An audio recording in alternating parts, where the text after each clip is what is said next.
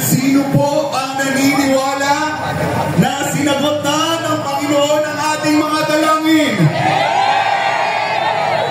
Sino po ang naniniwala na makakasama natin muli si Tatay Digong? Iba-iba man yung relihiyon natin, iba-iba yung paniniwala natin.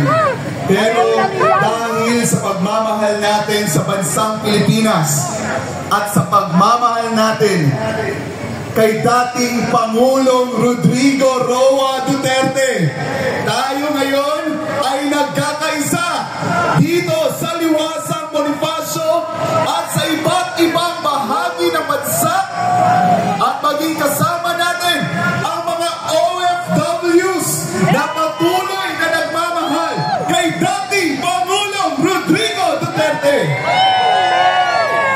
At ngayon, mga kababayan, para magpatotoo sa mga nagawa ni dating Pangulong Rodrigo Roa Duterte, atin pong tawagin ang legal counsel ni Pastor Apollo C. Kibuloy, walang iba kundi si Attorney Kay Laurente. Yan, Baste, nag-file sila eh. Abogado ni Baste. Magandang gabi po sa ating lahat. Magandang gabi, Pilipinas!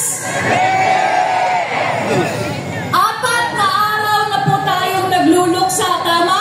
4 na araw na walang tulog, 4 na araw pong nag-aalala dahil kinuha po nila sa atin ang ating Tatay Digong. Tama? Mga kababayan, andito po ako sa inyong harapan para po ibahagi ang mensahe at dalangin ang isa sa matalik na kaibigan ni Tatay Digong, walang iba kundi si Pastor Apollo C. Kibuloy. At babasahin ko po, mga kapatid. Dalawa po ito. Ang una po, to all my dear countrymen, mga kababayan, and especially to our former President Rodrigo Roa Duterte and family, Vice President Sara Duterte, Congressman Pulong Duterte, Mayor Baste Duterte, Kitty Duterte, and Hanilet Avencenia, I deeply empathize with what you are experiencing now.